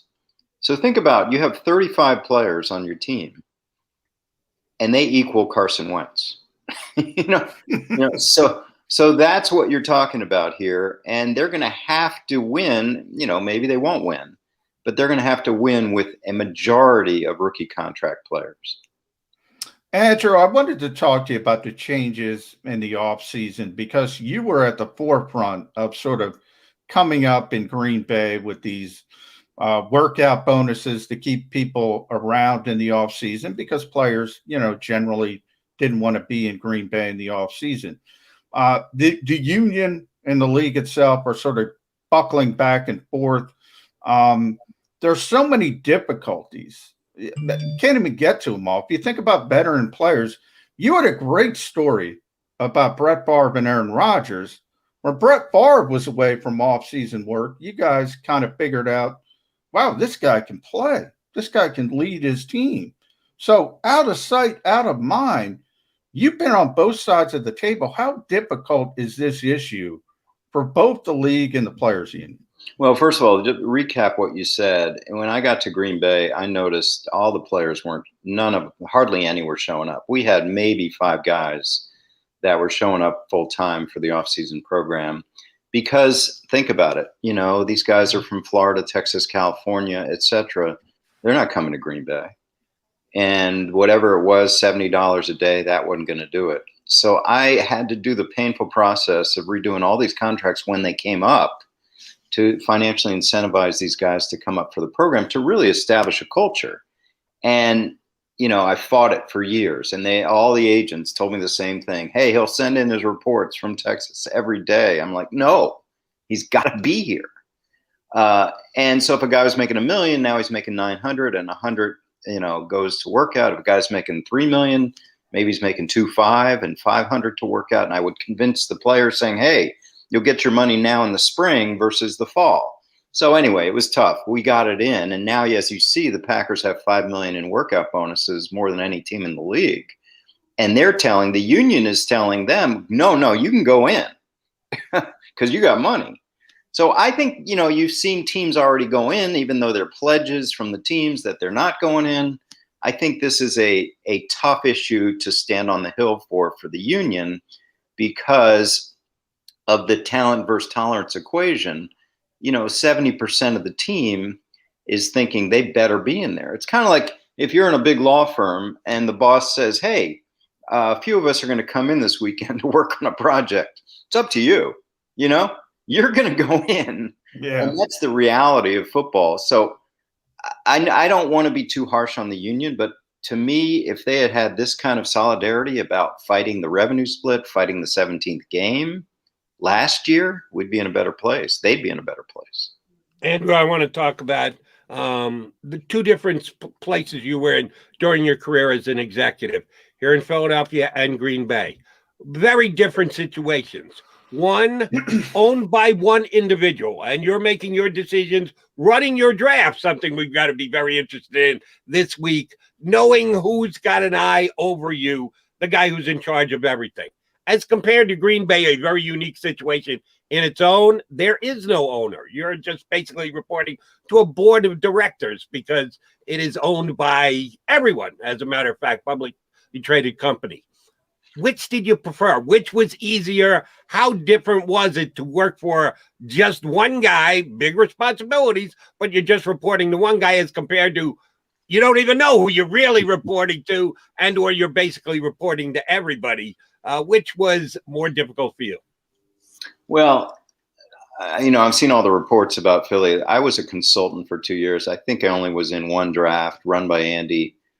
And yeah, the owner was involved and in the room, but I don't remember any bogarting of the picks or any decisions that Andy had to run by him. I remember some huddling and maybe a lot of communication with Howie and Andy, but no, I didn't see that. Having said that, Green Bay, as you mentioned, we were autonomous. Yeah, we had a board of directors and some of those guys were in the room, but Ron Wolf and Ted Thompson after him, had complete autonomy. And yeah, you wonder if that would have changed things. Obviously, our most controversial pick in my day was taking Aaron Rodgers in the first slot in 2005 when we had a Hall of Fame quarterback on our roster. Would an owner have approved that? Would an owner have said, no, we need help now? That's a good question to ask. And just to follow up your earlier question, John, Brett would go to Mississippi in the off seasons and we wouldn't see him till training camp. This kid, Aaron Rodgers, shows up. Obviously, he's not skipping workouts. He's a rookie and a second-year, third-year player. And yes, he showed us over those 2 off seasons that we could hand him the keys to the franchise. We had players, Greg Jennings, Donald Driver, come up to the office like, oh my God, this guy, the arm strength, the movement skills, the leadership. It was all there. And not that we wanted to get rid of Brett Favre. Let's put that out there, of course. But we had what we wanted. Well, I always joke that Green Bay fans are probably the most spoiled fans in the world because they've had Hall of Fame quarterback play for over a quarter of a century uninterrupted. It just never happened. So it worked out beautifully. 30 years, and everybody asked me about the pick last year. I get it.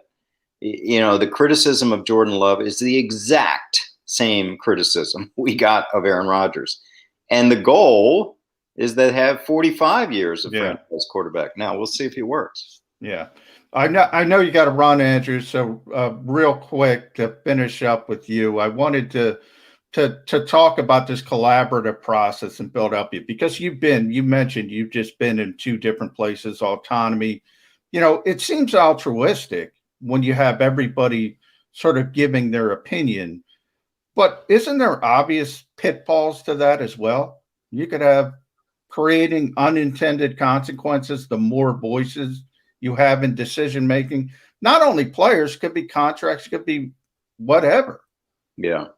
I mean, the one thing I'm appreciative of my time in Green Bay, and other teams tell me, man, you don't know how good you had it, is that we stayed in our lanes. You know, we had great personnel people like John Schneider, John Dorsey, Reggie McKenzie, Ted Thompson, you know, Elliott Wolf.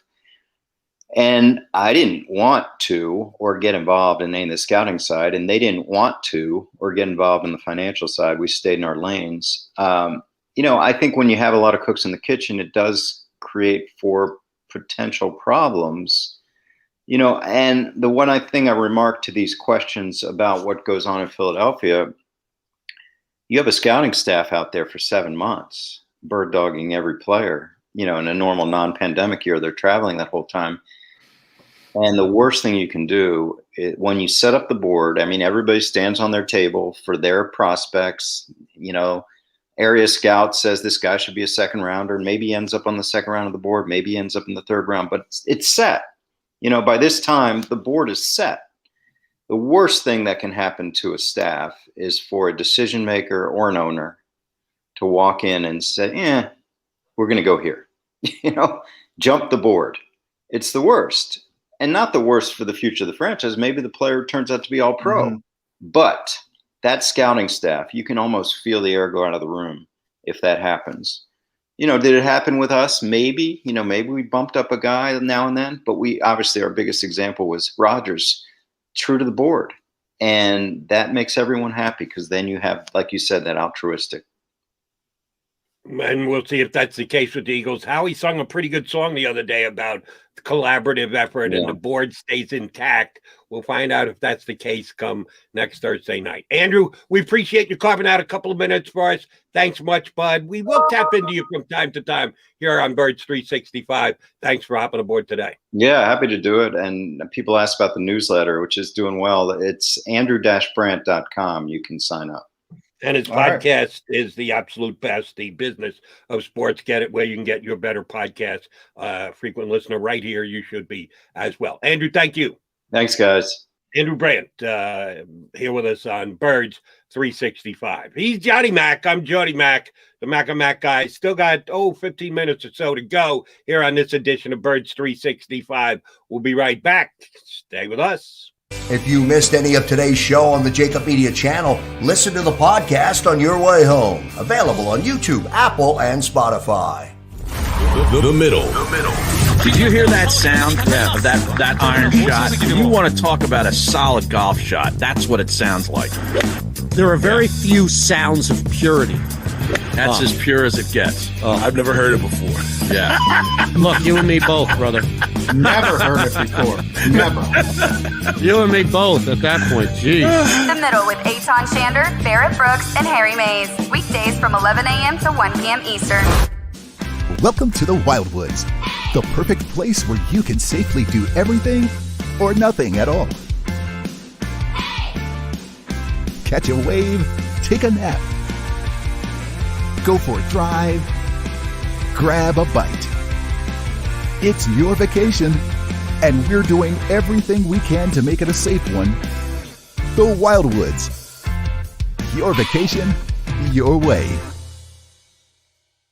Connecticut School of Broadcasting is now the CSB Media Arts Center, training in all that is media, including the nation's most successful broadcast training program with professional media experts whose entire mission is to get you career ready in just 8 or 16 weeks. Train on-site and online at our local campus in Cherry Hill, New Jersey. VA approved. CSB Media Arts Center. Visit gocsb.com. The International Brotherhood of Electrical Workers, Local Union 98, is a proud sponsor of The Labor Show with J. and Krause every Saturday night from 6 to 8 p.m. IBEW Local 98's highly trained and superbly skilled electricians are the best in the business, setting the highest safety standards in the electrical industry. So when you're planning your next industrial, commercial, or residential project, choose an IBEW Local 98 union contractor. Learn more at IBEW98.org. Jody Mack, the legendary sports talker, joins forces with NFL insider John McMullen. Start your morning with Johnny Mack and Jody Mack across the JAKIB Media Network.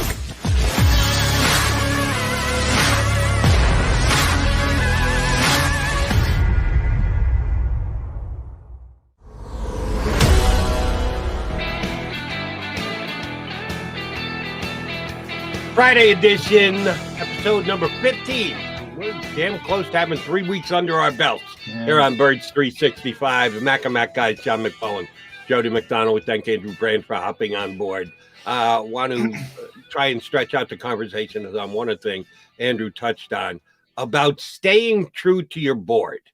Howie Roseman with Andy Weidel and Nick Sirianni the other day said the collaborative effort in putting together the board this year for him has been great, and that they had certain things already in place. They had to, because they made the big trade going from 6 down to 12. Shoot, it was almost a month ago now, John. So this board is ever shaping and always evolving, but they had to feel strongly enough about their evaluation of guys to be able to make that trade a while ago. Howie made it sound like they're good with their board, and they love their board, and there is great collaboration ongoing, and their board is going to serve them well. Well, apparently that wasn't the case just 1 year ago, when even though the board said Jefferson should have been their selection, they decided to go with Rager. It's been well reported, well documented. They went away from their board a little bit, and then I read this story today. It's not enough that Eagle fans have to suffer with the fact that they got away from their board and took a lesser wide receiver, at least for his first year production in the league. But Jefferson comes out and says that he's so happy that he was selected by Minnesota, that he thought he was going to Philadelphia, and the heck with them since they didn't draft him. He'll enjoy beating the Eagles whenever he gets the chance going forward. Nothing like getting salt rubbed in your already open wounds. They didn't take the kid, and he goes out and has a phenomenal year. And now, by the way, he's rubbing it into the Eagle wounds that you had the chance, you didn't take me. I got 2 words for you, and they're not happy birthday. Yeah, I mean, that was a GQ interview, and I read the whole interview. I don't think he was rubbing salt in the wounds. I think it's more he keeps getting asked the question. And obviously, when you're in a certain situation, what are you going to say? If you're a smart football player, you're going to say, I'm thrilled to be here. I want to be here. And if you get passed over by somebody, you're going to say, maybe there's a little bit of a chip on your shoulder, but it's not like a divisional team where you see them 2 times a year anyway. So that's part of it. I think it's a little bit overblown. If people would stop asking him the question, he would probably stop answering it. Same thing with Jalen Reagor here. Jalen is upset about that because people keep asking him that question about, Justin Jefferson performed so well and you didn't, and blah, blah, blah. And he gets a little bit upset. So I think that part of it's a little bit natural. I think the bigger issue that Andrew brought up is that whole point in a typical pandemic, non-pandemic year. You got scouts on the road for 7 months. They do all this work. You build this board. And on draft night, Jeffrey Lurie comes in and says, you know what? We probably should go in this direction. That even if I think the most important part Andrew Brandt brought up was even if the pick is correct, it's like a deflating of the balloon in the organization because you guys did all this work and you're being ignored. So I think that's the biggest problem. And to talk about, this is our 15th show, Jody, we're already starting to preview 16 because Jeff McLean's going to be on Monday with us. And he's the one who first reported this disconnect from the scouting staff and Jeffrey Lurie swooping in, Howie Roseman, all these different cooks in the kitchens Andrew was talking about. That's the problem. The problem isn't the focus on Justin Jefferson versus Jalen Reagor. The problem is, how did you get there? And Jalen Reagor could turn out to be a 5-time Pro Bowl player, turn into a great player. The process still stunk. Understood. And I think you make an excellent point about maybe this is Jefferson just being asked the question over and over and over again. And that's why it seems like he's taking shots. And yeah, to use my phrase, and I use it and I meant it, rubbing salt in eagle wounds, because it is such a never-ending topic for people to ask about. I get that. Jalen Reagor, if he's tired of answering that question, I've got a suggestion for Jalen Reagor. Be better. Yeah, put up massive numbers this year. Come in and show that you deserve to be the 21st pick. Was that the number 21 or 21? Yeah. You deserve to be the 21st pick in the draft by putting up big numbers in this. I agree with you. I agree with you. If you play use it well, as motivation, Jalen, rather than getting put off or ticked off. Don't go down the Carson Wentz road of let it get inside your head. No, let it be in your head, to the forefront of your head. A little anger built up that people are questioning. And I think there is, by the way. I think there is a little anger built up. I think it was more from Reagor's standpoint. I don't think it was a Wentz level type thing or not. Okay. I don't want to say. I think it was more of a frustration thing because he was hurt and he was trying to play through injuries and there was some bad luck. And he was feeling a little bit frustrated. And we'll see if he can turn his career around. But you know what? We got a few minutes, and I'm gonna get you upset for next week because I started. You can try, buddy. I don't think you're going to be able to, but go ahead and give it your best shot. Well, it's going to be Devontae Smith related. Okay, so please feel free. I started thinking about what Nick Sirianni said in one of his, in between the gestures and the rock paper scissors. He was talking about the receiver position, and he was talking about the X receiver position. And I'm starting to think, people look at draft picks in a vacuum, and they say, to use Devontae Smith as an example, that's a good player. No question about it. That's a good player. Some people have concerns over his weight. But my point is, you've got to start looking at the fit. You got to start looking at the scheme. So what this team wants to do, they want to play Jalen Reagor at the Z position. They need a slot receiver. They hope that turns into Quez Watkins. And they need an X receiver. That's what they need. When Alshon Jeffrey was here and being very successful, they have Travis Fulgham, J.J. Arcega-Whiteside. They got to get better. So if you draft Devontae Smith, my point, at number 12, you're going to put out Devontae Smith, Jalen Reagor, and Quez Watkins in 11 personnel. I got to tell you, the physical cornerbacks in this league are going to be licking their chops against that group. That is an awful, awful scheme fit. All right. I'm just throwing it out there. And you're perfectly rightful to do so. Here's how I would look at it if I were Nick Sirianni. If Nick asked me, I just heard what McMullen said, and it makes some sense that it's not the perfect grouping of wide receivers. I'd say, Coach, here's how I would look at it. Who's the best wide receiver of those three? Quez Watkins, Jalen Reagor, Devonta Smith. Who's the most talented guy? Who do you project as to be able to be the best receiver and put up the biggest numbers over the course of X amount of years going forward? The answer for me is Devonta Smith. So is the problem Devonta Smith or Reagor or Watkins or a Hightower or anybody else you want to put in the mix? Do you not take the best player available because, by the way, we've got other players in other positions that to this point have done nothing in the league, I'm going to let that affect the way I look at the number 12 pick in the draft? Not for me. Yes, you are, because I'm saying, Jody, you're in the vacuum. I agree with you. Devontae Smith is the best player. To get the most out of Devontae Smith, you have to play him in the Z position. He can't be on the split end. He can't be on the line of scrimmage. He can't be where Patrick Peterson is going to knock him in the next week in a jam. That's not his game. So you got to get him off. You got to be the you got to be the flanker. You got to get him off the line of scrimmage. Therefore, you're saying, guess what? Jalen Reagor can't do it either. So we're in the same position. You have a better player.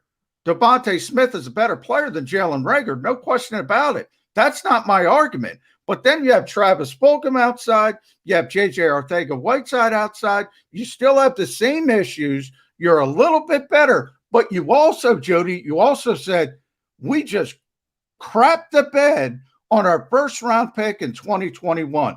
There's where the ego comes into it. And the Eagles don't want to do that. They don't want to do that. I understand Howie Roseman doesn't want to admit that their 2021 pick, because he keeps hearing about it every where you turn, including Birds 365, about Jefferson being a far superior player, and all the reporting about it was off the board as a selection. Yeah, they are rooting for, going to do what they have to make sure that Reagor gets a chance to be an improved sophomore player rather than the freshman fail that he was for the most part. Oh, I understand that. But Nick Sirianni is a receivers-driven head coach. If there truly is collaboration in this upcoming draft, and he understands the receiver position, loves the gets so excited he knocks the table almost over in the press gathering the other day. He sees that talent at a wide receiver, whose number he can call. He's going to tell Howie, I know we've got a bunch of names on a piece of paper here, and however they were garnered by the Philadelphia Eagles over the last several years, I need the best player available. And the best player available is Devonta Smith. I can make this kid into a superstar. And put his name in. Put his name in now. Get on the phone with whoever's relaying the card to Roger Goodell. Give me Devonta Smith. That's what I'm praying, hoping, and believing Nick Sirianni has on draft night. And I think the Eagles, maybe if Nick Sirianni had the power to do that, maybe he would do that. But let's be honest, he doesn't have the power to do that. I think the Eagles would more direction. You want to go outside, so the Eagles will say to themselves, okay, let's get J.C. Horn at corner. Let's solve that position. Then at 37, or maybe you got to go up a little bit, let's go get Terrace Marshall from LSU, who can play the X position, which is what they need. I think that would be more of their thinking if they wanted to go outside the numbers and go away from their usual behavior. I don't think they want the redundancy of Jalen Reagor, Devontae Smith, Quez Watkins, all these similar type players. And you say to Jalen Hurts, who's a young quarterback, okay, it's 3rd and 7. I need a back shoulder. I need a contested catch that Alshon Jeffrey was so good at when he was healthy. Who the hell is going to give that to me? Who's going to give it to me? You don't have it on the roster unless Travis Fulgham. I was going to say, Fulgham made some of those plays. Or JJ. I'll even throw JJ. Then you got to get those guys up to speed. I don't have much faith in JJ, but Fulgham I do. And while you stated very wisely, my friend, about the redundancy of the wide receivers, here's the one thing I will note, and if I have to carry the water myself, I will do so. I'm not big a fan of Devonta Smith. Even though chances are it's going to be, as you say, a J.C. Horn who could be the pick, even if the Devonta Smith's on the board. Even though it might be a Vera Tucker who is the pick, even though a Devonta Smith is on the board.